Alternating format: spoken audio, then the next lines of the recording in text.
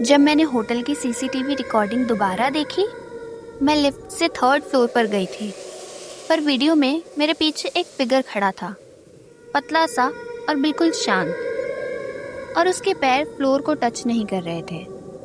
मैंने कभी इतना डर नहीं फील किया था। मेरा नाम तारा है, 22 साल की हूँ। एक वीकेंड पर हम 4 दोस्त, मैं, रवि, नेहा और जय, हिल स्टेशन गए। हमने एक old hill side hotel book किया था। नाम था होटल पाइन क्रेस्ट।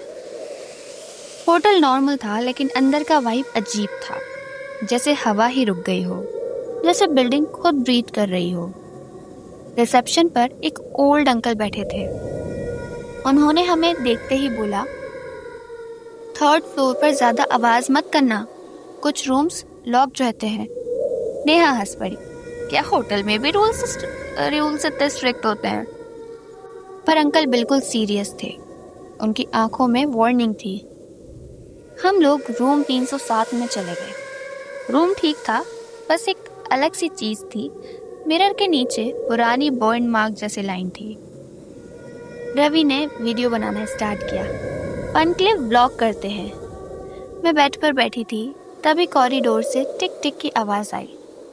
जय ने दोबारा दरवाजा खोला, पर बाहर कोई नहीं था।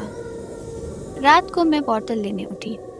रूम के अंदर अंधेरा था, बस विंडो से हल्का सा मूनलाइट आ रहा था। जैसे ही मैंने बोतल उठाई, मुझे लगा मेरे पीछे कोई खड़ा है। पलटकर देखा तो कोई नहीं था, पर खिड़की में रिफ्लेक्शन में एक धुंधला सा पतला सा आदमी दिख रहा था। उसके पैर फ्लोर को टच नहीं कर रहे थे। मैं चीखने ही वाली थी, तभी लाइट ऑन हो गई। मैं सो नहीं पाई।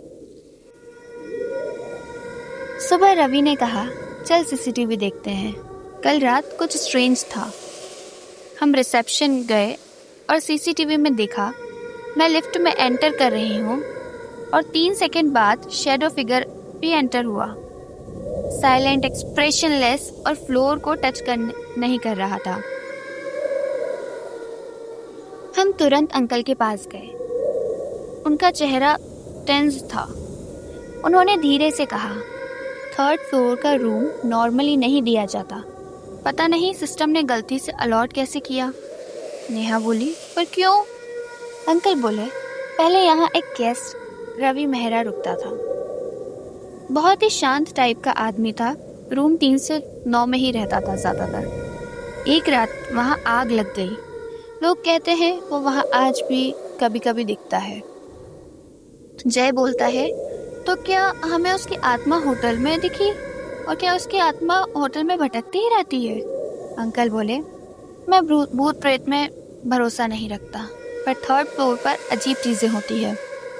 रवि ने सीसीटीवी फुटेज चेक की।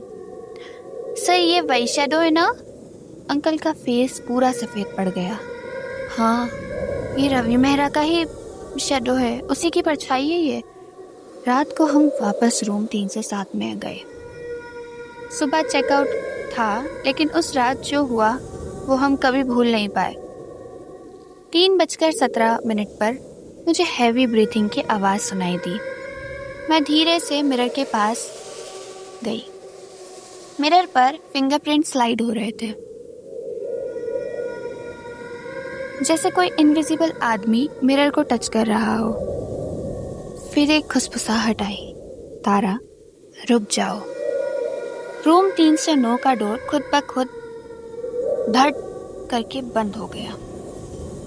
हम सब डर के एक जगह जमा हो गए और डिसाइड किया कॉरिडोर एक्सप्लोर करेंगे। कॉरिडोर बिल्कुल अंधेरा था, लाइट्स फ्लिकर हो रही थी। रूम 309 के पास जाते ही फुटस्टेप सुनाई दिए, रिवर्स डायरेक्शन में, जैसे कोई अंदर से बाहर आ रहा हो। मैं डर के पीछे रुकी। रवि ने हैंडल पकड़ा, गर्म था। दरवाजा खुला और रूम बिल्कुल ब्लैक था। बस एक कॉर्नर में बर्न पैच थे, मिरर के नीचे जैसे। तभी एक शैडो दिखाई दी, पतली, लंबी और एक्सप्रेशनलेस। वो सिर्फ देख रहा था। हल्की सी खुशबुसाहट आई। यहाँ सिर्फ सच्चाई वालों का हक है, बाहर जाओ। हम पीछे हट गए। जैसे ही रूम से निकले, कॉरिडोर की लाइट्स ऑन हो गई और शैडो धीरे से फेड हो गई। सुबह रिसेप्शन अंकल से पूछा, ये शैडो का क्या सच है? अंकल बोले, राजीव मेहरा की कहानी वार्निंग है।